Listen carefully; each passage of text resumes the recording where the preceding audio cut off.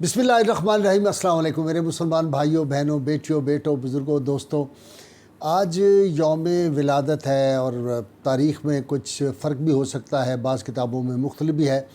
हज़रत इमाम अली नकी अलैहिस्सलाम, इमाम तकी अलैहिस्सलाम के जो साहबज़ादे थे, आज उनका यौम विलादत है।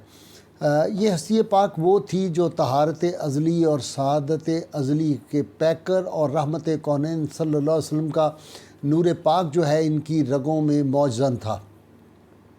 अल्लाह करीम ने इनको बेपनाह जो थी वो करामात अता की थी और इनका जो मकाम था उसका अंदाज़ा इससे लगाया जा सकता है कि उस दौर के जो बड़े बड़े इमाम थे वो भी सारे इनकी इल्मी जो अज़मतें हैं और रिफ़तें हैं उनको जो है वो तस्लीम करते थे।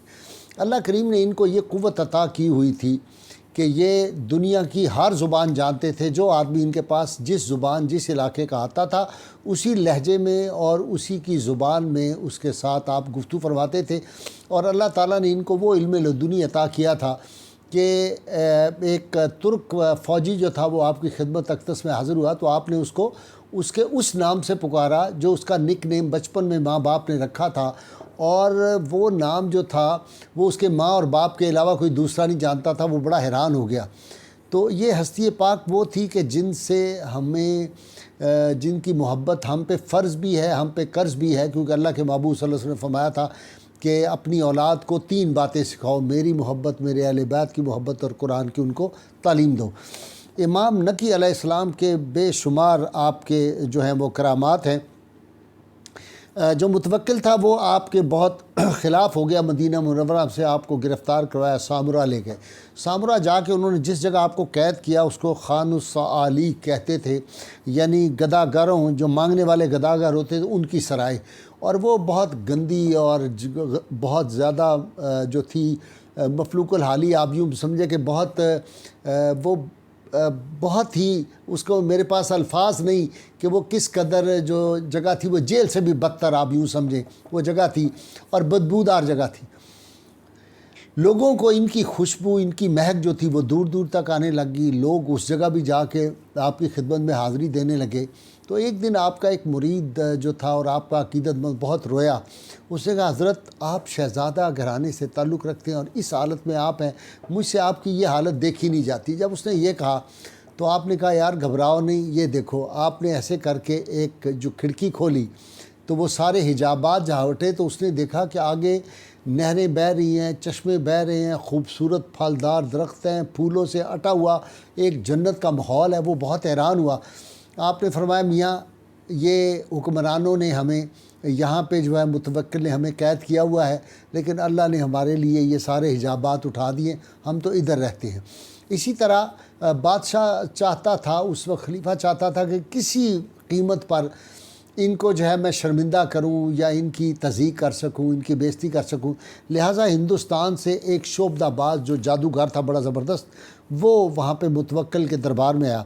मुतवक्किल ने कहा, यार मैं तुम्हें इसलिए मानता हूँ, मैं तुम्हें तब मानूँगा जब तुम इमाम जो है इनको आजिज़ कर दो, कोई ऐसा काम दिखाओ। उसने कहा अच्छा मैं करता हूँ, आप इमाम को बुलाएं। जब इमाम पाक को बुलाया तो उसने कहा, रोटी इनके आगे रखें और रोटी के टुकड़े करके रखें। रोटी के टुकड़े करके दस्तरखान पे रखे तो मुतवक्किल ने कहा कि हज़रत तनावल फरमाएं। जब आपने हाथ बढ़ाया रोटी के टुकड़े की तरफ तो रोटी के टुकड़े उधर हो जाते थे। फिर आप जब हाथ पीछे करते वो रोटी का टुकड़ा फिर उस जगह पे आ जाता। फिर आप हाथ बढ़ाते फिर रोटी का टुकड़ा दूर हो जाता। जब 3-4 मरतबा ये आया तो आपने फरमाया, अच्छा तुमने अपना शोबदा दिखा लिया, अब हम भी तुम्हें अल्लाह के फ़ज़ल से जो अहले बैत अतार को अल्लाह ने कुव्वत और ताकत दी वो तुम्हें दिखाएँ। तो जिस कारपेट पे बैठे हुए थे कालीन पे, उसके ऊपर एक शेर बना हुआ था कालीन के ऊपर।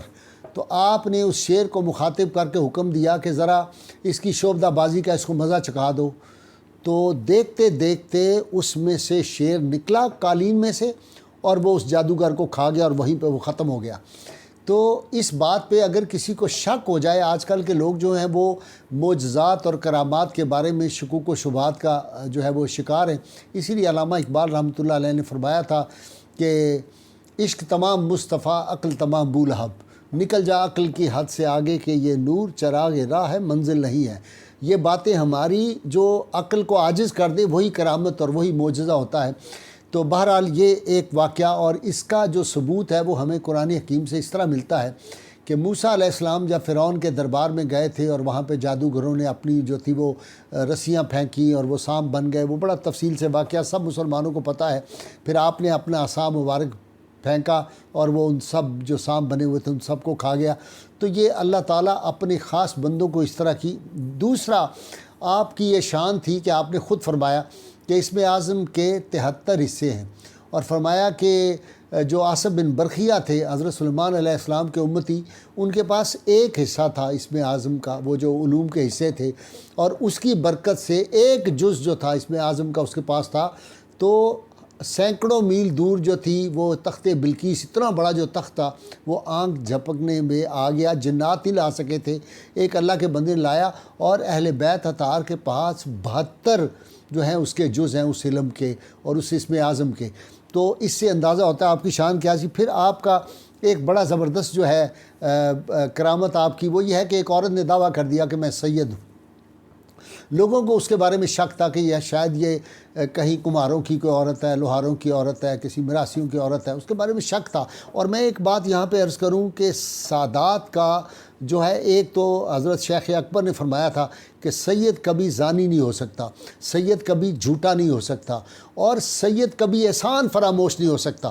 اگر کوئی اپنے محسن کی جو ہے وہ احسان فراموشی کرتا ہے تو آپ سمجھ لیں یہ یا لوہار ہے، یا کمہار ہے، یا مراسی ہے، کوئی اور ہے، سید نہیں ہو سکتا۔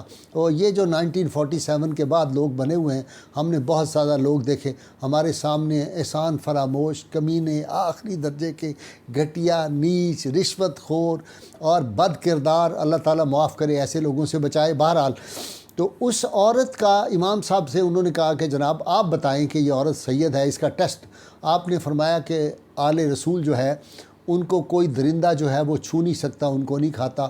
آپ شیروں کا پنجرہ شاہی محل میں موجود ہے، اس میں اس عورت کو ڈال دیں، ابھی پتہ چل جائے گا یہ اصلی سید ہے کہ نہیں ہے۔ وہ جو میں کہتا ہوں نا 24 کیرٹ کے سید، بعض لوگوں کو تو جو 2 نمبر سید ہیں وہ کہتے ہوتے ہیں جی سیدوں کے کوئی کیرٹ نہیں ہوتے۔ میں نے کہا ہاں ظاہر ہے، جب وہ سید بعد کے بنے ہوئے ہوں تو ان کا تو پھر کوئی کیرٹ ہی نہ ہوگا، وہ تو تانبا ہوگا، پتل ہوگا، لوہا ہوگا۔ لیکن 24 کیرٹ کے سید جو ہیں ان کو نہیں پتہ، وہ جاہل لوگ ہوتے ہیں جو اس طرح کی باتیں کرتے ہیں کہ سلسلہ تو ذہب جو ہے وہ کس کو کہتے ہیں، ان کو اس بات کا اندازہ نہیں۔